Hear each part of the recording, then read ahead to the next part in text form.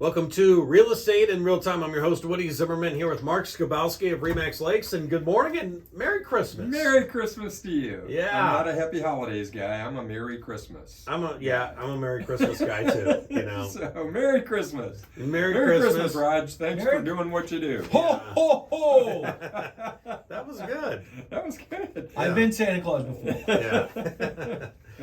And weather, we've had some pretty amazing weather here this fall going into Christmas, the holiday season. Absolutely. I'll take it. You know, being a runner, and I use that term loosely, I'm a plotter. I wouldn't say a runner, but the ability to go out and still run with my dog late in December like this has been phenomenal. I can't complain. Yeah. You just ran a half marathon here like a month ago or so. Well, I plotted a half marathon. Okay. I don't call it running, it's plotting. Well, that's more than most of us. So. Slow and steady wins the race. I'm the tortoise, not the hare. Let's put it that way. All right. Hey, any Christmas traditions that you do with your family? So, we're the flexible family, I guess, is what I would say. Having kids that are adults. Yeah. And, my oldest daughter's married into a family. They have traditions. I think being flexible is our Christmas tradition. Mm-hmm. We don't necessarily say we're going to do Christmas on Christmas Day. Mm-hmm. We'll do Christmas when we can get everybody together, because that's the important part, not just Christmas Day. Granted, the reason for the season, I understand all that, but for our family personally, is for us just to get together, whether it's on Christmas Day, day after Christmas. This year we're doing day after Christmas, just because that fits the other families that are involved. My wife, I give her credit, has been extremely flexible when it comes to that. Mm-hmm. There are those that this has been our tradition and whatever. Mm-hmm. Growing up, everybody came to our house because my mom was an only child. My dad was one of two. But my aunt only had one child. Mm-hmm. There were three of us. Everybody came to our house. That was our Christmas tradition. So I guess our tradition is be flexible. Yeah. And we'll have Christmas when we can get everybody together. That's the key piece. Well, we've got two traditions. One is we do, and this is my wife brought this into the family. We do the pickle present. Okay, the pickle present. So we have an ornament that's a green pickle, and so we put it somewhere on the tree. I got to tell you, I was doing what the heck is a pickle? Yeah, right. Yeah. So we put the pickle ornament on the tree, and then after all the gifts are open and stuff like that, then it's like, all right, kids, find the pickle ornament. And then there's like one last gift, and it's normally like a family gift. Sure. And so anyway, it's kind of fun. I was telling this to some people, and this lady said, "Well, after a while, wouldn't that pickle smell?" And I'm like, she thought you put a Clausen on it. Yeah, it's not a real pickle; it's an ornament. So anyway, and then the other tradition that I started to do that I actually stole from you was I got a waffle iron. Oh, sure. And so I make waffles on Christmas morning now, because you had mentioned that, and it's like, I've always wanted to do that, so. Well, good for you. Did you get a good waffle maker? I did. That makes all the difference. I did get a good waffle maker, but somewhere along the lines, it fell from the closet. It fell from where we put all of our, extra supplies and stuff, and it fell and broke, and so I have to buy a new one. I'll get you a new one. I will. Get you a new one. I will, for sure. So for those buyers that are out there at Christmas time, we've been talking about, we talk regularly throughout the year, what's the process look like?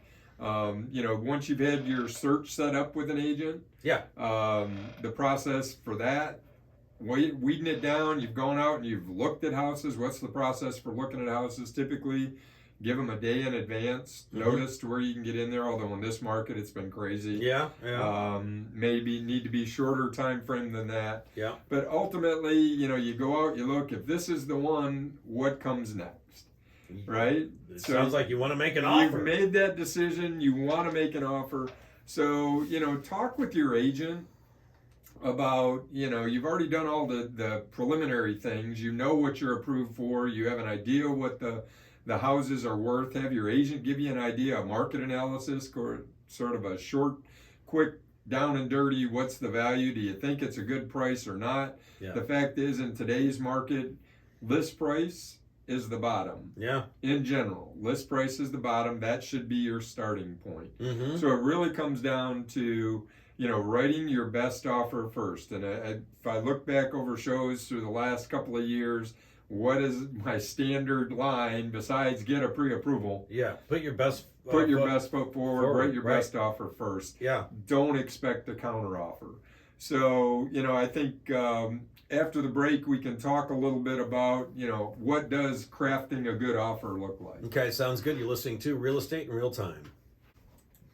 Welcome back. You're listening to Real Estate in Real Time, and here with Mark Skabowski of Remax Lakes, and we're talking about crafting an offer. We found a house. Now we want to make an offer. Yeah, and when we say put your best foot forward, write your best offer first, when I'm sitting down with buyers, I say, look, if this is really the one, number one, how bad do you want it? Yeah.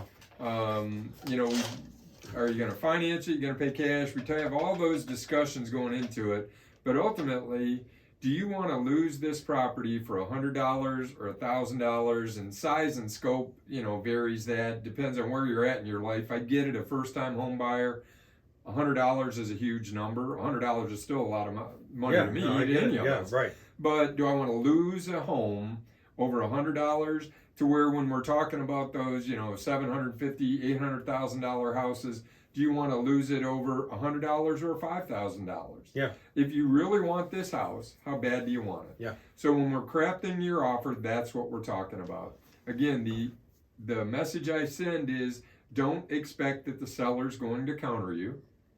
In today's market, expect that there's going to be multiple offers. Mm-hmm. So we need to craft our offer to where the seller chooses us over others.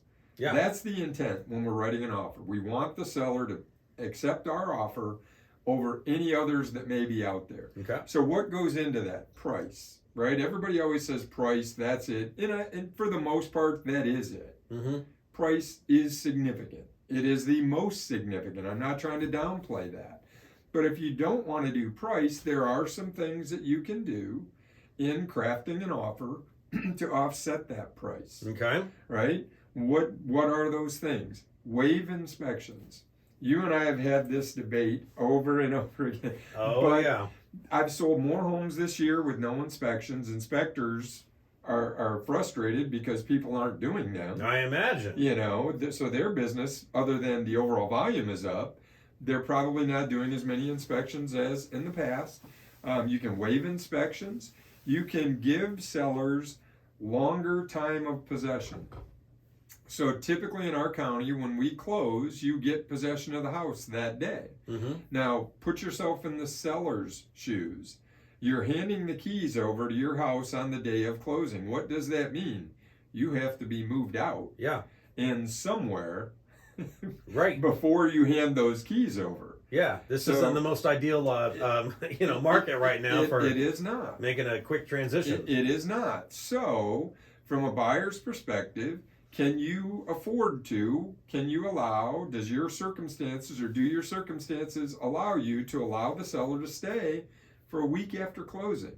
That just takes a burden off of the seller. I mean, it's a comfort level for them at that point.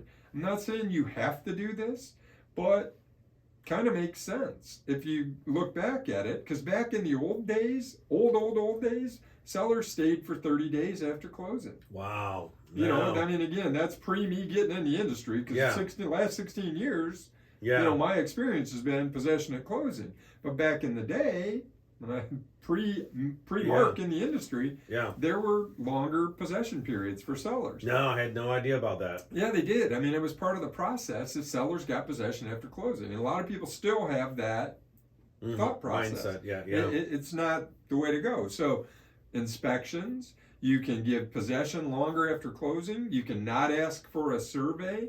Bottom line, when we're crafting that offer, put yourself in the seller's shoes. Mm-hmm. Now, I'm not saying totally, I'll just give them whatever they want for it. I'll give everything away. But remember, you're probably competing against others. Mm-hmm. So you want to make your offer stand out. Yeah. And those are the types of things that can make it stand out. Why waiving inspections? Because the sellers don't have to worry about anything related to inspections. They don't have to worry about you coming back and asking them to make repairs. Yeah. Now, is that a smart move from a buyer? Everybody's got a different comfort level. A 1900 house versus a house that's built in 2019? Yeah, big difference. Big difference. Big difference. I mean, I would personally want to do the inspection myself just so I know what I have to deal with, but they don't have to, you know, Right. maybe they don't have to fix anything, but I'd still want that done. But Right. maybe I do that after closing.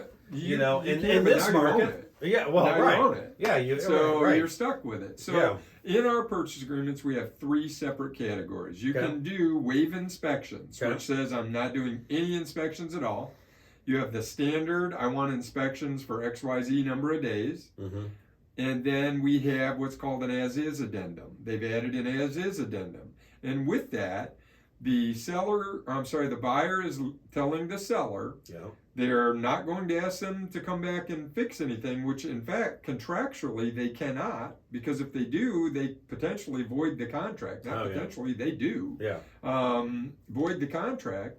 They can have inspections, and if anything major comes out, they can get out of the contract. So, as is, if you want to let the seller send a message, hey, I'm not going to ask you to fix stuff, but I still want the comfort level of doing it, as is a way for you to do that. Mm-hmm. Now, it really seems like, if you go as is, you have to accept the house as is, and that is not what the addendum says. That's interesting. It says you have X number of days to have inspections done, but you are also telling the seller that you will not come back to them and ask them to make any repairs. Mm-hmm. And you say that's new? It's been in the last couple of years, and it's a Okay. result of all these it's a way to differentiate yourself with writing offers, because agents used to put in there as is. Mm-hmm. Well, what does as is mean to you? Right. You're buying it as it sits. I don't even have the opportunity to do inspections. Right.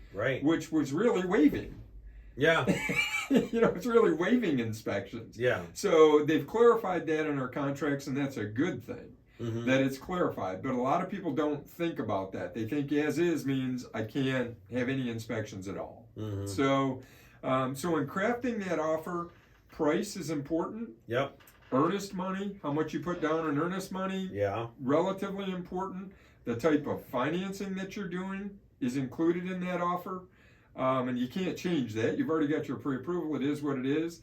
But the points that you can gain in getting your offer accepted are those waiving of inspections, writing a good offer price-wise, and letting the seller stay a little longer. Those would be the 3 key pieces out of all of the things that could impact an offer acceptance or not. Yeah, that's very interesting information, but it's just a very, very weird market that we have been in for quite some time. Okay, all right, well, we got to wrap up. So your contact information? Sure, websites lakes-realtors.com, phone numbers 574-834-1233.